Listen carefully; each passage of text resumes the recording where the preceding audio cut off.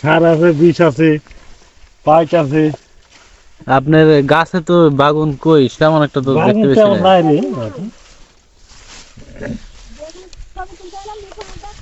হ্যাঁ, তে ওই বাগুনের এখন দাম কেমন? বাগান আমি গিয়ে 500। 500 টাকা মন? হয় 500 টাকা মন। এত কম? 500 টাকা মন। এখন সব বাজারে তো নাই। এই কতদিন হলো আপনার লাগানো বেগুন? বেগুন মরিচ ভাঙি লাগা আছে। এই জমিতে অন্য আর কি ক্ষেত করতেন? খেত আবার তোমার মনে করি লাগা আছে না, মরিচ লাগা আছে না, মরিচ হয়নি তো আবার ভাঙে ফেলা দিয়ে। মরিচের দাম পেয়েছেন? না, মরিচ হয়নি।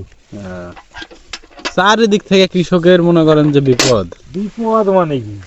সার বিষের দাম, পাট কিষানের খরচ, নিজের খাটনি, এটা দেওয়ার পরেও যদি ঠিক মতো অর্থ করি না আসে, হ্যাঁ, এটা খুব লস প্রজেক্ট। লস মানে কি? ওই যে আপনার পায়ের কাছে এই কুড়া কাড়া যা হয় এই তুলে দিতে হবে হাতে এখন।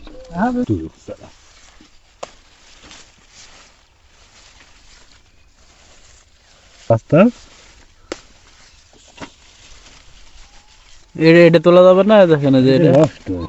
পোকা লাগা। বুঝলি, গাছের ব্যারাম বুঝতে পারছেন। ওই গাছে তোমার আগের গাছে এই যে এটাতে বাগুন, যাই হোক আপনার পোকা টোকা একদম অরিজিনাল বেগুন। সাইজ কি রে বা বাগুনের? আপনার দাবিটা কি যে সার বিষের দাম কমাতে হবে? আল্লাহ, সার বিষের দাম তো আমরা তো আগে থেকে বলছি। সরকার তো সবসময় চাকরি বিলিয়ে ব্যস্ত, কৃষকের দিক টাকা না সময় নাই। তো আর সময় নাই। এখন সরকারের কাছে আবেদন নাকি? মার আক্কারা হইলো কৃষকের বড় চাপ।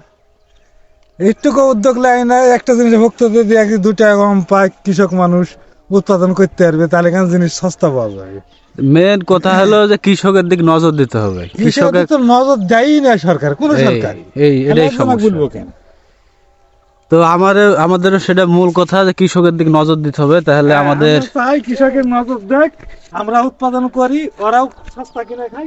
সেটাই, আমরা একটু সস্তা খেত, কৃষক বাঁচলে দেশ বাঁচবে, কৃষক বাঁচবে, জনগণ বাঁচবে।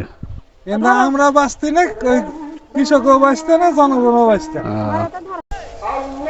আমরা চাই একটু সস্তা পাইলে যদি সস্তা খাইতে করতে। আচ্ছা, ঠিক আছে।